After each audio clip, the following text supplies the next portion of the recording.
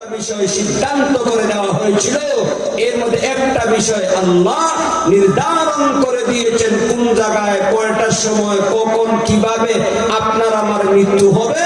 এই সময়টা নির্ধারিত, ঠিক নেই, এই নির্ধারিত সময় হবে। উদাহরণ মনে করেন আপনি 26 সালের জুলাই মাসের 13 তারিখের রাত্রে 12টা 1 মিনিটে আপনার মৃত্যু আল্লাহ লিপিবদ্ধ করেছেন। 12টা 1 মিনিটেই আপনার মৃত্যু হবে, 12টায়ও হবে না, 12টা 2 মিনিটেও হবে না, ঠিক নেই। আল্লাহ রাব্বুল আলামিন তার কালামের মধ্যে উল্লেখ করে বলেন, ইযা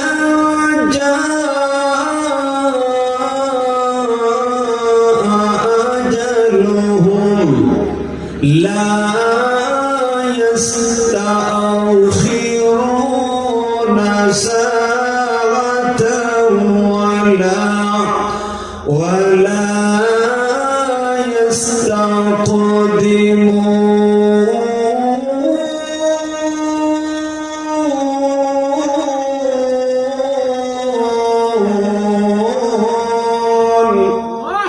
আল্লাহ রাব্বুল আলামিন বলেন, দুনিয়ার বান্দা বান্দীরা, এই দুনিয়ার মধ্যে আমি আল্লাহ মৃত্যুকে নির্ধারণ করে রেখেছি।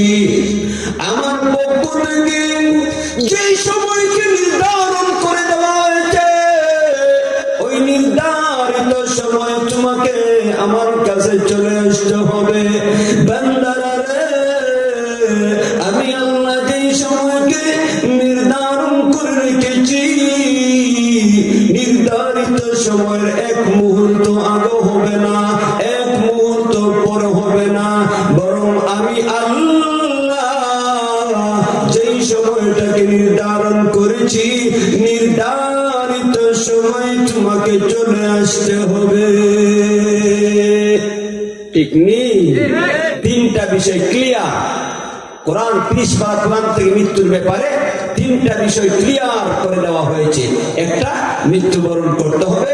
দ্বিতীয়, পৃথিবীর কোন জায়গায় সাপোর্ট করবে না, পৃথিবীর কোন জায়গা আমাদেরকে সেফটি দিতে পারবে না, আত্মরক্ষা করতে পারবো না। যে কোনো জায়গায় থাকি না কেন, অবশ্যই আজরাইল যাবে, প্রাণ সরহা করবে, ঠিক কিনা। আর 3 নাম্বার, নির্ধারিত সময়, আল্লাহর পক্ষ থেকে যে সময়কে নির্ধারণ করা হয়েছে, ওই সময় মৃত্যু হবে, আগেও হবে না, পরেও হবে না, ঠিক নেই। বাইরে আমাদের মৃত্যুর পরে আমাদেরকে দেখেন, স্বাভাবিক যা করি আমরা, মরণের পরে একটা মানুষ তাকে গোসল দেওয়াই, জীবনের শেষ গোসল, ঠিক না ভাই? বড়ই পাতা গরম করিয়া পানি গরম করে গরম পানি দিয়া গোসল দেওয়াই জীবনের শেষ গোসল। এরপরে নতুন জামা পরিধান করিয়া, এই নতুন জামা পরিধান করাইয়া নতুন বর সাজাইয়া দেই। জানাজার নামাজের পরে যখন আমরা তাকে বাড়ি থেকে কবরস্থানে থেকে নিয়ে যাই, নবীজি হাদিসের মধ্যে বলছেন, ওই ব্যক্তি যদি নেককার হয়, তখন সে এই লাশ বহনকারী দাফনকারী ব্যক্তিদেরকে লক্ষ্য করে বলে, কদ্দিমুনি কদ্দিমুনি, ও আল্লাহর বান্দারা, দ্রুত গতিতে আমাকে নিয়ে যাও, আমার কবরের মধ্যে আমাকে পৌঁছাইয়া দাও।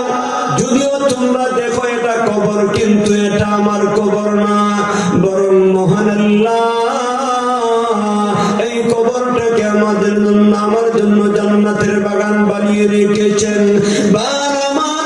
উলামায়ে কেরামগণ বলেন, আল্লাহর যে সমস্ত বান্দা বান্দীরা এই দুনিয়ার জীবনে ঈমানের সাথে নেক আমল করবে, 5 ওয়াক্ত নামাজ পড়বে, আল্লাহ যেই কাজগুলিকে হালাল করেছেন হালাল মতো চলে, আল্লাহ যেই বিষয়গুলিকে হারাম করেছেন বর্জন করিয়া চলে, এমন ব্যক্তি আল্লাহর সাথে গভীর সম্পর্ক রাখিয়া যারা মৃত্যুবরণ করে, আল্লাহর বান্দাদেরকে মৃত্যুর পরে যারা দাফন করার জন্য নিয়ে যায়, আল্লাহর নবীর হাদিস উল্লেখ করিয়া উলামায়ে কেরামগণ বলেন, ওই রকম ব্যক্তি যে ঈমানের সাথে নেক আমল করিয়া আসমান জমিনের মালিক আল্লাহকে সন্তুষ্ট করাইয়া মৃত্যুবরণ করে, মহান আল্লাহ তাদের জানাজার মধ্যে ফেরেশতা পাঠায়া দে। ভাইরা আমার, আল্লাহর বান্দার জানাজার নামাজের পরে যখন তার আত্মীয় স্বজনরা কবরের দিকে নিয়ে যায়, ফেরেশতা দুই দিকে কাতার বন্দী হয়ে দাঁড়ায় যায়। আর ওই মৃত ব্যক্তি তার আত্মীয় স্বজনদেরকে সম্বোধন করে বলে, আমার আত্মীয়রা রে, কদ্দিমুনি কদ্দিমুনি, দ্রুত গতিতে আমাকে কবরে পৌঁছায়া দাও। আল্লাহর বান্দা দেখে কবরটাকে তার জন্য সাজানো হয়েছে। নতুন জামার জন্য যেভাবে বাসর ঘর সাজানো হয়, আল্লাহর প্রিয় বান্দার জন্য এই কবরটাকে বাসর ঘরের মতন সাজানো হয়। আল্লাহর বান্দারা যখন তাকে দাফন করে ফিরে আসেন, ভয়ঙ্কর সুরত ধারণ করিয়া দুইজন ফেরেশতা তিনটা প্রশ্ন করে। প্রথম প্রশ্ন করে, মার রব্বুকা, আল্লাহর বান্দারে, দুনিয়ার জীবনে তুমি কাকে রব মানিয়েছিলে? তোমার রবকে? আল্লাহর উলামায়ে কেরামগণ বলেন, আল্লাহর বান্দা যদি দুনিয়ার জীবনে আল্লাহকে রব বলে বিশ্বাস করে থাকে, মনে প্রাণে আল্লাহকে রব বলে স্বীকার করে থাকে, আল্লাহর বান্দা কবর জীবনে ফেরেশতাদের প্রশ্নের জবাবে অনায়াসে সহজভাবে বলে দিবে, রব্বি আল্লাহ। আল্লাহু আকবার বলেন। উলামায়ে কেরামগণ বলেন, আল্লাহর নবী বিশ্ব নবী রাহমাতুল লিল আলামিন বলেন, আল্লাহর বান্দা অনায়াসে জবাব দিয়ে দিবে, ও ফেরেশতারা, আমার আল্লাহ, আমার রব হচ্ছেন আমার আল্লাহ। সুবহানাল্লাহ বলেন। দ্বিতীয় প্রশ্ন করা হবে, মা দীনুকা, আল্লাহর বান্দারে, দুনিয়ার জীবনে তুমি দিন কি মেনেছো? আপন আদর্শ মতো জীবন যাপন করেছো? আল্লাহর বান্দা দুনিয়ার জীবনে যদি আল্লাহর দ্বীন মনোনীত দ্বীন ইসলাম ধর্ম মেনে জীবন যাপন করিয়া থাকে, আল্লাহর বান্দা ফেরেশতাদের জবাবে বলবে, ও আল্লাহর ফেরেশতারা, দীনিয়াল ইসলাম। আল্লাহু আকবার বলেন। আল্লাহর ফেরেশতাদেরকে সম্বোধন করিয়া বলবে, আল্লাহর ফেরেশতারা রে, আমার দুনিয়ার জীবনে ধর্ম ছিল ইসলাম, আল্লাহর মনোনীত ধর্ম ইসলাম, ঠিক কিনা? আল্লাহ রাব্বুল আলামিন কুরআনুল কারীমের মধ্যে উল্লেখ করে বলেন, ইন্নাদ-দীনা ইনদাল্লাহিল ইসলাম। নিশ্চয় এই দুনিয়ার মধ্যে যত ধর্ম আছে, সব ধর্মের মধ্যে আল্লাহর নিকটে মনোনীত ধর্মের নাম কি? জুড়ে বলে নাম কি? ইসলাম। ইসলাম ছাড়া কেউ যদি অন্য ধর্ম পালন করে, তার কাছ থেকে গ্রহণ করা হবে না। আল্লাহ রাব্বুল আলামিন কোরআনের অন্য আয়াতের মধ্যে বলেন, ওয়া মাইয়াবতাগি খায়রাল ইসলামি দীনান ফালান ইয়াকবালু মিনহু ওয়া হুয়া ফিল আখিরাতি মিনাল খাসিরিন।